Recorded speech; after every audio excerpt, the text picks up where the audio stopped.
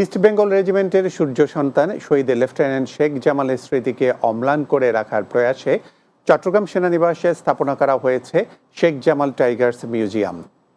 সেখানে রয়েছে স্বাধীনতা যুদ্ধসহ ইস্ট বেঙ্গল রেজিমেন্টের গৌরবদীপ্ত ৭৬ বছরের ঐতিহ্য ও সময়ের বিবর্তনে কালের সাক্ষী অমূল্য নিদর্শনসমূহ। বুধবার সন্ধ্যায় চট্টগ্রাম সেনানিবাসের টাইগার্স ডেন খ্যাত দ্য ইস্ট বেঙ্গল রেজিমেন্ট সেন্টারে মিউজিয়াম উদ্বোধন করেন সেনাপ্রধান জেনারেল এস.এম. শফিউদ্দিন আহমেদ। বিশ্ব পরিবেশ দিবস উপলক্ষে চট্টগ্রামে কুতুবদিয়ায় র্যালি ও আলোচনা সভা অনুষ্ঠিত হয়েছে। ওয়াটার কিপার্স বাংলাদেশ এবং পরিবেশবাদী সংগঠন কুতুবদিয়া দ্বীপ সুরক্ষা আন্দোলনের যৌথ উদ্যোগে র্যালিটি অনুষ্ঠিত হয়। এই সময় উপজেলা প্রশাসনের কার্যালয়ের সামনে থেকে র্যালিটি বিভিন্ন সড়ক প্রদক্ষিণ শেষে সংক্ষিপ্ত আকারে মিলিত হয়। র্যালি শেষে উপজেলা নির্বাহী কর্মকর্তা মইনুল হোসেন চৌধুরী বৃক্ষরোপণ করেন।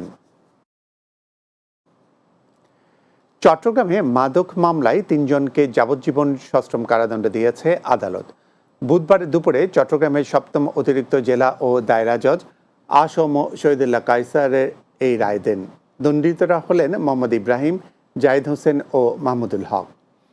তাদের বাড়ি কক্সবাজারের টেকনাফ উপজেলায়। চট্টগ্রাম জেলা public prosecutor advocate Iftekhar Saimul Chowdhury জানান, ২১ জনের সাক্ষ্য প্রমাণের ইয়াবাহা মামলায় অভিযোগ প্রমাণিত হওয়ায় আদালত এই রায় ঘোষণা করেন।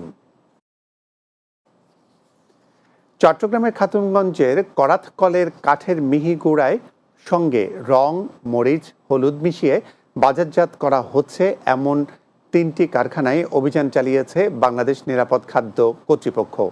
দুপুরে খাতুনগঞ্জের সেবাগলিতে এই অভিযান চালিয়ে কারখানাগুলো সিলগালা করে দেয়া হয়। নির্বাহী ম্যাজিস্ট্রেট মোহাম্মদ আব্দুস সোবহান জানান, কাঠের ভুসি, ক্ষতিকর রং মিশিয়ে মরিচের গুঁড়া, হলুদের গুঁড়া তৈরি করা হচ্ছে। এইসব মিশ্রণের নমুনা সংগ্রহ করা হয়েছে। ৩টি কারখানার মালিক পলাতক রয়েছেন। কাউকে না পাওয়ায় কারখানাগুলো সিলগালা করা হয়েছে। রাতে বাংলায় আরও একটি বিরতি, সঙ্গেই থাকুন।